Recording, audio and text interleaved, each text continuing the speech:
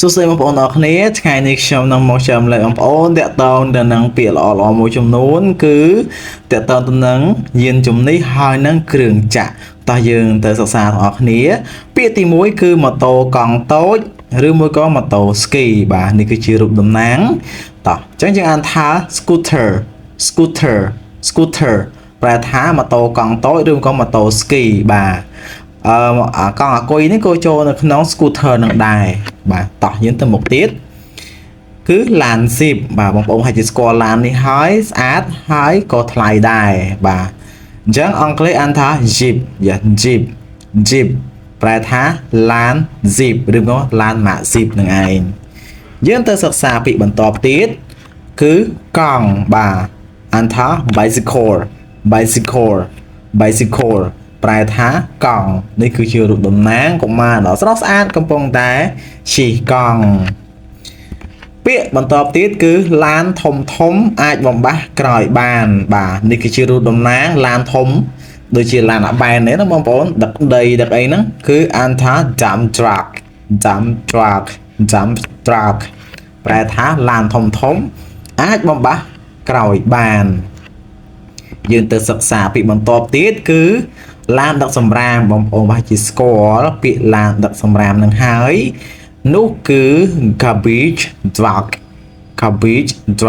បាទប្រែថាឡានដឹកសម្រាមបាទដែលតែងតែយកសម្រាមជាប្រចាំថ្ងៃណាបាទតោះយើងទៅមុខទៀតគឺរថយន្តចែកចាយទំនិញរថយន្តចែកចាយទំនិញដែលយើងតែងតែឃើញដឹកអីវ៉ាន់ប្រចាំថ្ងៃហ្នឹងគឺអានថា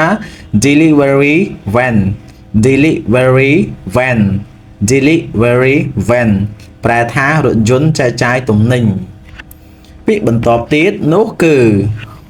រថយន្តធំដែលយើងហៅថាអាកុងតឺន័រឡានកុងតឺន័រណានេះគឺជាឡានធំនឹងឯងគឺអានថា lorry បាទប្រែថារថយន្តធំបន្ទាប់ទៀតនោះគឺប្រដាប់ជោគដីឬមួយក៏ឡានជោគដីនេះគឺជារូបតំណាងដែលបងប្អូនយើងតែងតែហៅថាអាxឬមួយក៏អាជោគនោះគឺអានថា excavator បាទ excavator ប្រែថាប្រដាប់ជោគដីឬមួយក៏ឡានជោគដីម៉ាស៊ីនរុញដីឬមួយក៏ arbor បាទអានថា bulldozer ប្រែថាម៉ាស៊ីនរុញដីឬមួយក៏ arbor បាទនេះជារូបតំណាងដែលយើងតែងតែហៅថាអាឈូសហ្នឹងហើយគឺ bulldozer tractor នោះគឺអានថា tractor គឺអត្រាសម្រាប់ភ្ជួរដីនឹងឯងមិនថារដូវប្រាំងឬក៏រដូវវស្សាឲ្យតែប្រើវាគឺភ្ជួរបានទាំងអស់សិក្សាពាក្យបន្តទៀតនោះគឺឡានក្រឡុកស៊ីម៉ង់បាទនេះគឺជារូបតំណាងហើយដែលយើងអានថា cement mixer truck